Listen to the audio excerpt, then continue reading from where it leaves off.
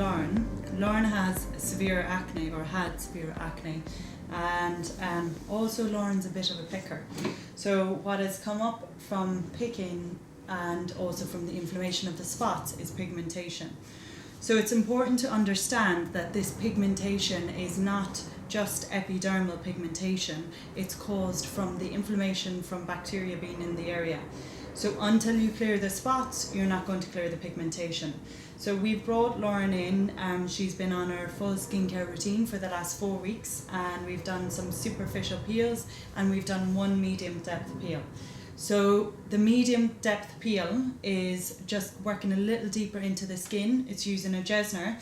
Jessner is a combination of 3 different acids to specifically target the bacteria and target the oil in the skin and stimulate new skin cell renewal. So we're going to do the Jessner on her today so you can get an example what a therapist can do with, we're using DermaQuest today, so it's superficial to medium depth peel with DermaQuest. So it'll give you an idea of what you can do, what you're looking for, how to control the peel and what you're treating. So we're going to first start off with our cleanse. This is the glycolic cleanser from DermaQuest. Now, even though we've been prepping her skin for the last 2 weeks, we also need to make sure that any oil or dirt or bacteria that's there on the surface has to be taken off first. So we need to do a nice deep cleanse. So always when you're cleansing, you're working into the skin, just to get into working into the skin layers, into the oil, into the dirt to get underneath. Because this has a little bit of glycolic as well, it helps eat away at the dead skin cells. So it means once we put on the acid, it works a lot better on the skin. So it's important with your clients that you're prepping their skin properly, that you're building them up.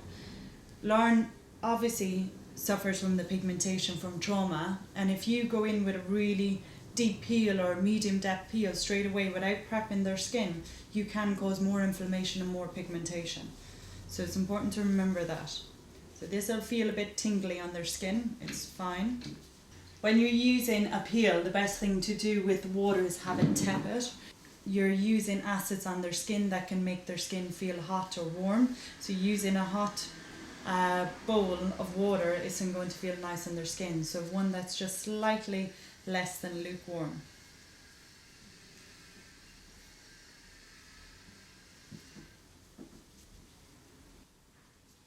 Make sure getting up to the edge of the hairline as well. Make sure it's all cleared out.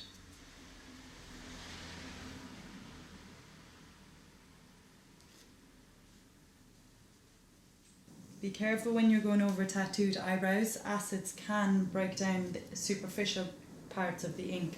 So it means it can lighten it over time. And if your client is using acids at home, this will also happen to them.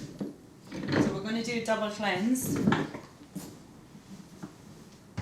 So our second cleanse, you've got off the superficial dirt, and now we're working a bit more into the skin. So after the peel then, her skin will take a couple of days to peel.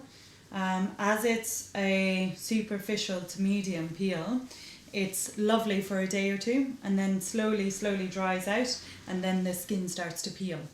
Once it starts to peel, you have to make sure the client doesn't pick it, because what you'll do is you'll take away the layer of the skin too early, and that will create a new layer of skin along with pigment, because once again you've traumatized the skin.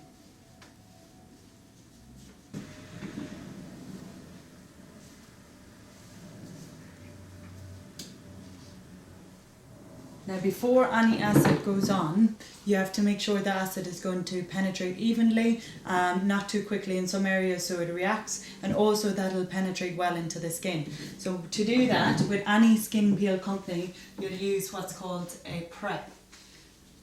So sometimes this can be alcoholic wipes, it can be alcohol toners, but you have to stick with what your product line gives you.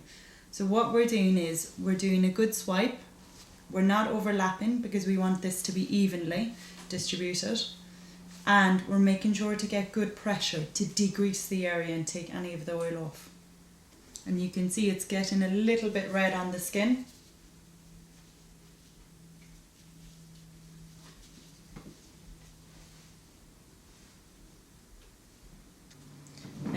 I can see that there's still some residue on her skin of makeup or SPF deep within her skin. So now I'm going to do another swipe of that.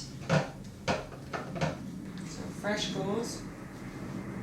I like to use rough gauze because it means it exfoliates the skin a little bit, so it means the primer penetrates a little bit better.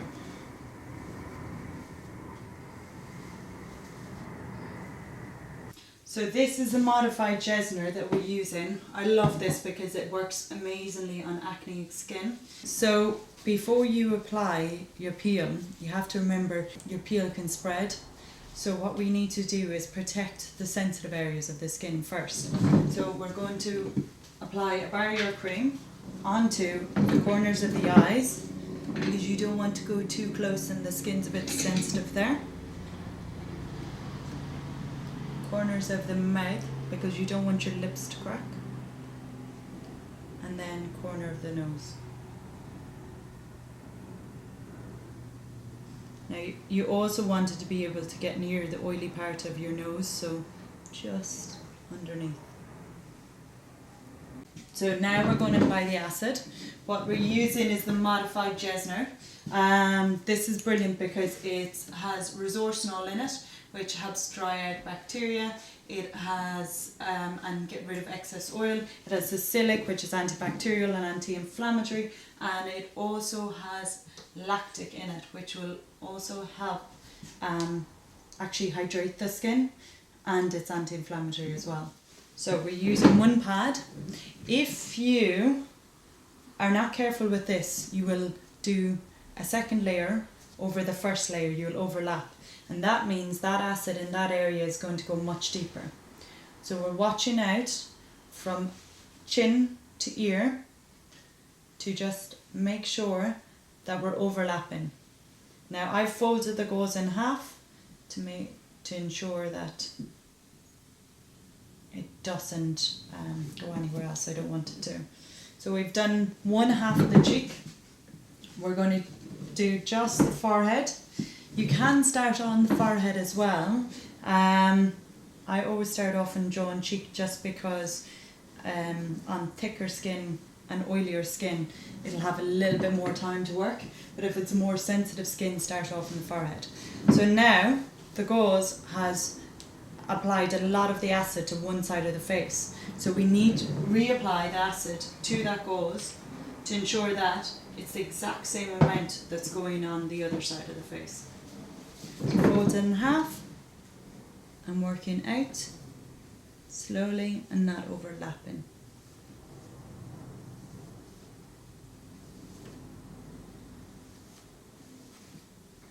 And we're doing the forehead as well. Now we need to do the nose and just up the middle. And that's it. So on a scale of 1 to 10, Lauren, how's that feeling? Like a 1. Okay. So Lauren's well able, used to being in the industry, she's used to these treatments, so she's obviously not going to feel as much. So we're just watching out on the skin for the frosting, which you can see just around the spots here. And we're making sure the skin is nice and cool and not getting too hot. So because we've done the Jessner already, means that her skin is well prepped. So it means that we can do a second layer this time around. So this is left till 2 minutes until it calms down, and then you reapply the second layer. So you have to start off in the same area to make sure it's even. So straight out. Okay, and the forehead. And we're going to reapply.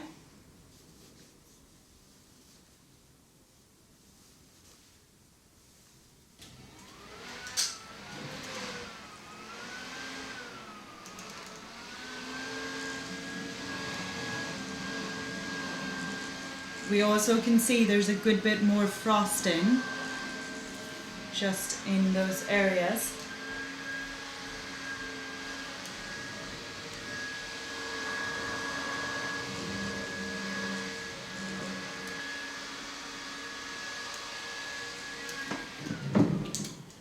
So we're going to apply a third layer. With this third layer, what I'm looking at the skin now, I can see that she's frosted a tiny bit on her chin and just along here. So I'm going to avoid that one. So we're going to start off in this area again. Forehead. Now we're coming around to this side. This area has frosted quite a bit. So I want to make sure that I'm not over treating such certain areas. So I'm going to avoid that frosting. Okay, so this is the final layer of the Jessner. As with DermaQuest, this is the most you can do. Now Jessner this Jessner solution is a self-neutralizing solution. So what that means is we don't need to rebalance the pH, it does it itself. So we're going to apply a retinol after this and then an SPF. So we're applying the retinol solution. This helps the penetration of the acid and helps the cell renewal. So this will be lovely for Lauren's skin. Give her bright glowing skin.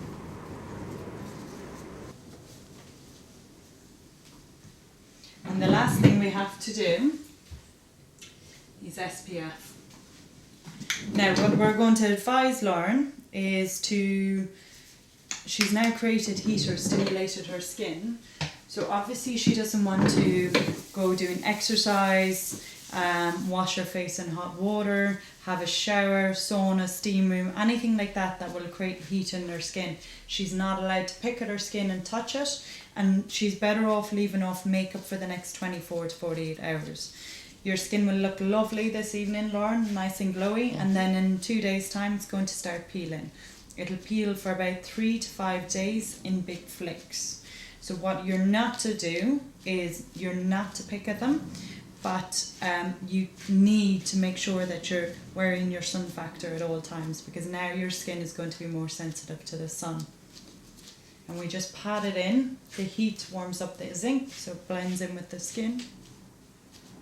And our skin is nice and glowy afterwards. No exfoliators, AHAs, retinols or anything like that for the next 72 hours.